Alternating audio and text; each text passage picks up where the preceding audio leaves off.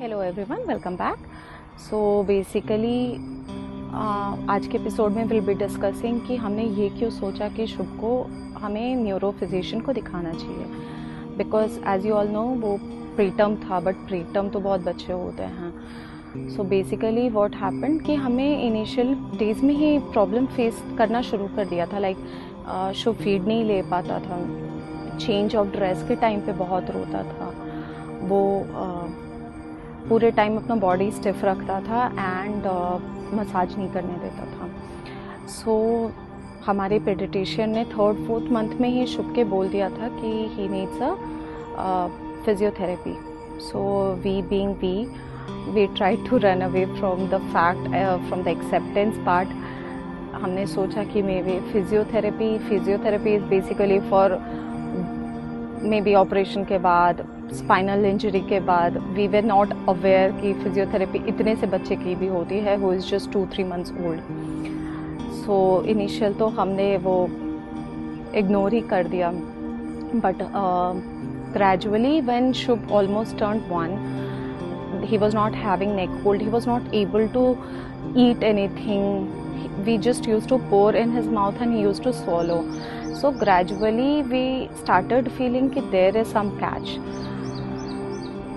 फिर हमने सोचा कि अब हम एक न्यूरो फिजिशियन से कंसल्ट करना चाहिए। When we went there, तब तो पूरा सिनेरियो ही चेंज हो गया। They asked us for MRI and genetic test. So genetic test came in a very like fair way, but MRI ने हमारी दुनिया ही बदल दी। So वहाँ पे डॉक्टर ने हमें बताया कि Shubh has got CP, cerebral palsy. So I had to ask her thrice कि सेरेब्रल पॉल्सी होता क्या है। तो she tried to explain me a lot, but I was so clueless and मुझे कुछ नहीं उस टाइम रजिस्टर हो रहा था। कितना भी मैं कुछ पूछ रही थी, मेरा एक स्टेटमेंट जो इंटैक्ट रहता था, मैम ये ठीक तो हो जाएगा ना, मैम ये ठीक तो हो जाएगा ना। बाकी कुछ मुझे समझ ही नहीं आ रहा था, मुझे बस यही जानना था कि ये ठीक तो हो जाएगा ना। बट एनीवेज फिर हम घर आए एंड मैंने बहुत सारा गूगल किया एज ऑलवेज कि ये क्या होता है, एंड देन अलग अलग ट्रीटमेंट्स जो भी अवेलेबल था मैंने सारा रिसर्च किया।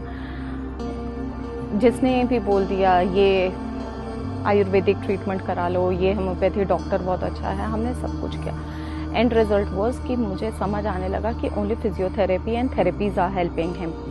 अभी we are intact since last 8 years कि हमें बस थेरेपी पे ही कॉन्सेंट्रेट करना है, और उसमें सबसे इम्पॉर्टेंट पार्ट ये है कि हमें बहुत कंसिस्टेंट रहना है। Secondly, to all the new parents, आप कोई भी एक्सपेक्टेशन मत रखना कि आपकी थेरेपी एकदम से सडनली आपके बच्चे में कोई ट्रांसफॉर्मेशन ले आएगी। It's a gradual process.